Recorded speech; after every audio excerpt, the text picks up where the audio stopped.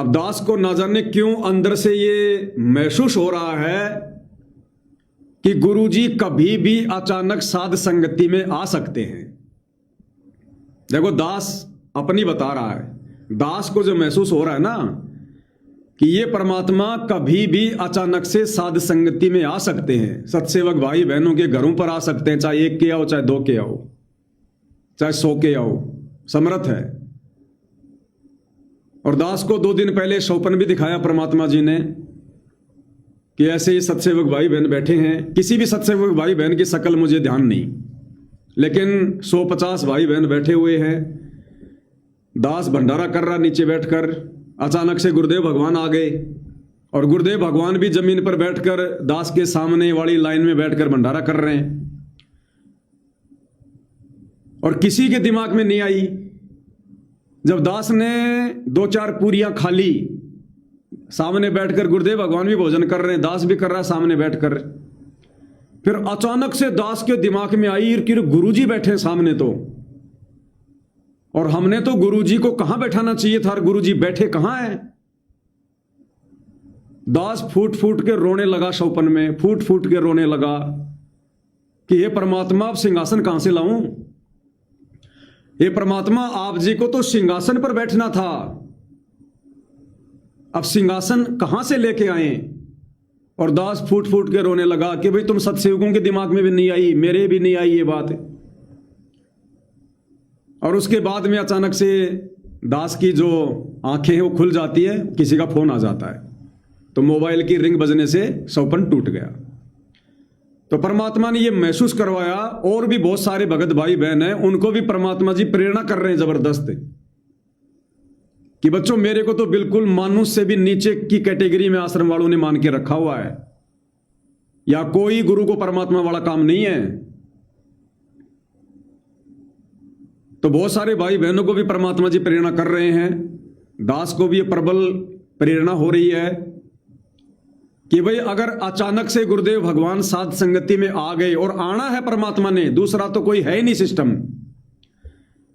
ये आश्रम वाले भले हमारे को गुरुद्रोही समझें, ईर्ष्या में आकर ये चाहे जो मर्जी सोच ले, कोई दिक्कत नहीं है। ये ज्ञान और अज्ञान की लड़ाई है, इनकी बुद्धि काल ने ऑफ कर रखी है, ये नहीं सोच सकते वहां तक जहां तक हम सोच रहे हैं। तो सतगुरु रामपाल जी परमात्मा कभी भी साध संगति में आ सकते हैं, वो झटका इन आश्रम वालों से झेला नहीं जाएगा। अब ये लीला परमात्मा चाहे 2 महीने में करो, चाहे 6 महीने में करो, चाहे साल भर में करो, ये इनकी मौज, इनकी मर्जी। आना तो है ही परमात्मा ने, फाइनल है। तो परमात्मा ने जो प्रेरणा की है, उस आधार से दास परमात्मा जी के लिए एक सिंहासन बनवा रहा है। दास ने बहुत ज्यादा यूट्यूब पे सर्च किया है, 2-4 जगह दास ने बात भी की है। और सोमवार को दास यहां से जाएगा उस फैक्ट्री में जहां पर वो फर्नीचर बनता है, उन्होंने सैंपल भी भेजे हैं। एक बहुत बड़ा सिंहासन, भव्य, तकरीबन 7 फुट ऊंचा है, 5 फीट यूं चौड़ा है, और बिल्कुल व्हाइट कलर का बनवाएंगे, स्नो व्हाइट, व्हाइट गद्दी, व्हाइट रंग,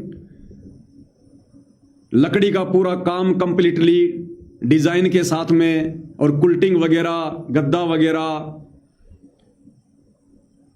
और उसके ऊपर एक सफेद कलर का एक छत्र बनवाएंगे जो कि हटाने वाला होगा, चाहेंगे जब लगा ले, चाहे जब हटा ले। तो गुरुदेव भगवान के सिंहासन के ऊपर एक छत्र होगा बड़ा, व्हाइट कलर का। ये तकरीबन 3 से 4 क्विंटल वजन का होगा टोटल, छत्र और सिंहासन बड़ा। जिस सिंहासन पर गुरुदेव भगवान खड़े होकर आशीर्वाद भी दे दे तो भी ऊपर छत्र के उनका हाथ ना अड़े। इस प्रकार से परमेश्वर के लिए एक भव्य सिंहासन बनवा रहे हैं। ये तकरीबन 2 महीने का समय लगेगा उसको बनने में, बात हुई है कंप्लीटली 2 महीने का समय लगेगा। तो दास सोमवार को जाके फाइनल करके आएगा, अगले 2 महीने में परमात्मा जी का सिंहासन बन के आ जाएगा,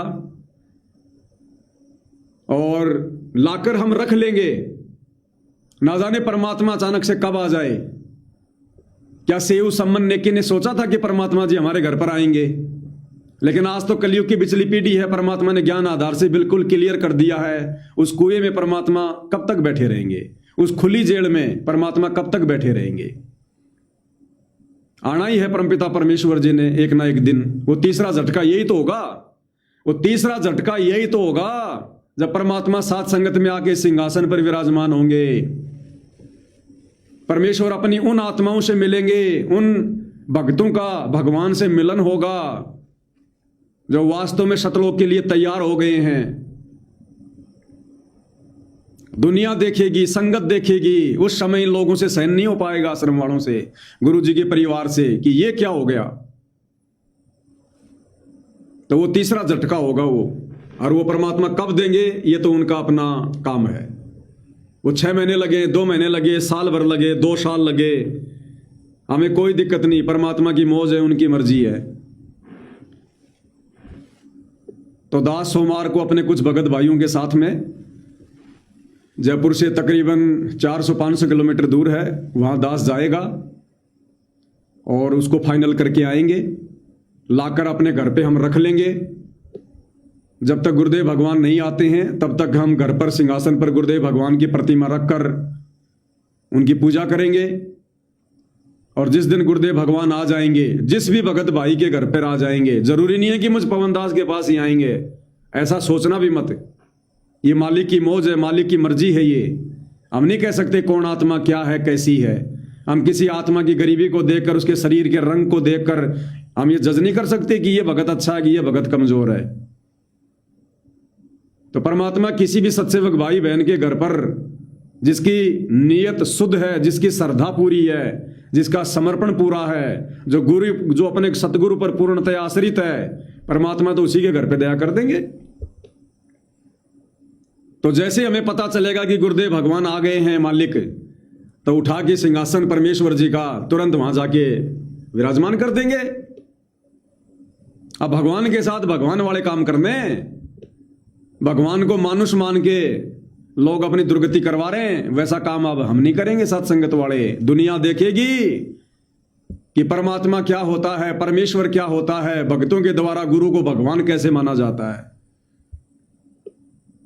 तो परमेश्वर जी के लिए सारी वस्तुओं की, खैर हम वैसे तो क्या कर सकते हैं भाई और बहनों, हम सब जानते हैं 2 कोटि के जीव हैं, आप और हमारी कोई औकात नहीं है। सतगुरु को क्या दीजिए, देने को कुछ नहीं। रतन जड़ित सिंहासन पर बैठने वाला अमर परमात्मा, हम उसके लिए क्या कर सकते हैं। लेकिन वो परमात्मा श्रद्धा देखता है, भाव देखता है, और श्रद्धा भाव से जो भी जितना भी कुछ कर दे उतनी उसकी भक्ति बनती है। तो पूज्य गुरुदेव भगवान के आशीर्वाद से, उन्हीं की सत्प्रेरणा से अब आने के बाद परमेश्वर को कोई सोफे पे थोड़ी बिठाएंगे, कोई चेयर पे थोड़ी बिठाएंगे ना आश्रम वालों की तरह। अब हम अपने भगवान से दंडवत थोड़ी करवाएंगे। अब हम मर जाएंगे लेकिन अपने भगवान को दंडवत नहीं करने देंगे। ये गुरुदेव भगवान आप किसके आगे दंडवत करोगे। जब तक हम मंद बुद्धि थे, हमें आपकी पहचान नहीं थी, तब तक परमेश्वर आपने दंडवत किया, अपने आप को किया। अब परमेश्वर, दुनिया आपको दंडवत करेगी, आप किसी को दंडवत नहीं करेंगे। हमें पता चल गया अब परमेश्वर के साथ परमेश्वर वाली भक्ति क्रिया होंगी। अब धीरे धीरे धीरे धीरे सारी सामग्री गुरुदेव भगवान के लिए जमा होगी। वैसे पहले से बहुत सारी सामग्री तो जमा है भाई, परमेश्वर जी का बेड भी लगा हुआ है, परमेश्वर जी के कपड़े भी हैं, परमेश्वर जी की हाथ की जो घड़ी है वो भी है, जो चश्मा है वो भी है, और भी बहुत सारी चीजें हैं छोटी मोटी। अलग से घर पे परमपिता परमेश्वर जी का बाथरूम है सेपरेट, परमेश्वर जी का बेड है, सब कुछ है। मालिक की चरण पादुकाएं भी हैं। सिंहासन, अब ये सिंहासन परमपिता परमेश्वर जी का अगले 2 महीने में कोशिश करेंगे, उससे जल्दी अगर वो बनाकर दे देंगे तो परमेश्वर जी का सिंहासन भव्य, लगभग 7 फुट ऊंचा, 5 फीट चौड़ा और भव्य डिजाइन में। देखो भगत तो जितनी उसकी पार बसाती है वो तो बढ़िया से बढ़िया चीज ही बनवाएगा। तो परमेश्वर जी के आशीर्वाद से एक बहुत ही अच्छा सुंदर भव्य सिंहासन। अब देखो ये हीरे मोती लाल लगाने की तो हम सत्सेवक भाई बहनों की औकात नहीं है भाई और बहनों। और जिनको परमात्मा ने औकात दी थी उनको परमात्मा ने सद्बुद्धि नहीं दी। जिन शतलोक आश्रम वालों को परमेश्वर ने अरबों खरबों में तोल दिया, जिनके पास में धन की कोई कमी नहीं छोड़ी, लेकिन उधर से परमात्मा ने वो बुद्धि नहीं दी उनको, गुरु को परमात्मा मानने वाली, जिस कारण से एक 2-4 हजार की चेयर लाके पटक दी अपने गुरु जी के नीचे। एक चवर भी नहीं लाया जा रहा, चवर भी। ये हनुमान जी की गदा लेकर संत रामपाल जी का सम्मान करने जो लोग आ रहे हैं, उनसे प्रार्थना है अब की बार आओ तो भैया 2-4 चवर ले आना। अरे चवर ले आना, चवर। हनुमान जी की गदा काम नहीं आएगी, चवर काम आ जाएगा तुम्हारा। आश्रम वालों को दे देना कि नालायको, ये टोवेल से कब तक मक्खी मच्छर उड़ाओगे अपने गुरु जी के, कम से कम ये चवर तो ले लो, तो तुम्हारी सेवा लग जाएगी थोड़ी बहुत। जगत वालों, हनुमान जी की गदा से बढ़िया तो चवर दे दो इनको 3-4 ले जाके अब की बार। तो गुरुदेव भगवान के आशीर्वाद से बहुत जल्द परमपिता परमेश्वर जी का सिंहासन भी आ रहा है। हर संभव परमपिता परमेश्वर के साथ संगति में आने से पहले पहले आवश्यक वस्तुएं लाकर जमा कर ली जाएगी। आगे का समय का भी नहीं पता भाई और बहनों, समय क्या है क्या नहीं है, परिस्थितियां बिगड़ेंगी। अब देश के कई राज्यों में चुनाव हैं, भी बंगाल में चुनाव चल रहा है। 2 लाख रिजर्व पुलिस फोर्स वहां पर तैनात कर दी गई है। दास को तो शक हो रहा है कि कहीं वो भविष्यवाणियां ठीक होने का समय ना आ गया हो, जिसमें लिखा है ज्ञान गंगा में कि भारत देश के 16 से ज्यादा राज्यों में राष्ट्रपति शासन लगेगा, इमरजेंसी लगेगी। अब समय तो आ रहा धीरे धीरे भाई और बहनों, आज नहीं तो 6 महीने बाद इमरजेंसी तो लगनी है। जगह जगह राष्ट्रपति शासन लगेगा, आपातकाल लगेगा। ज्ञान गंगा पुस्तक में सतगुरु रामपाल जी ने अगर भविष्यवाणी लिख रखी है तो सच्ची होगी। तो आने वाले समय में परिस्थितियां तेजी से बिगड़ेंगी। अब उस समय क्या पता हमें कोई चीज मिले ना मिले, सिंहासन आए ना आए। तो परमेश्वर जी ने प्रेरणा कर दी है, और उन्होंने प्रेरणा की है तो सत्य की है। और ये तो हम लोगों की नीचता है कि आज से पहले हम भगत भाई बहन ये विचार क्यों नहीं कर पाए, आज से पहले हम गुरुदेव भगवान का सिंहासन क्यों नहीं बनवा पाए। तो इसके लिए तो हम सभी भाई बहन कान पकड़ के पूज्य गुरुदेव भगवान से माफी मांगते हैं और परमेश्वर जी से अर्ज करते हैं कि परमात्मा हम नादानों को सद्बुद्धि दो मालिक, हम 2 कोटि के जीव जड़ बुद्धि प्राणी हैं, ये परमेश्वर अपनी दया बना के रखो।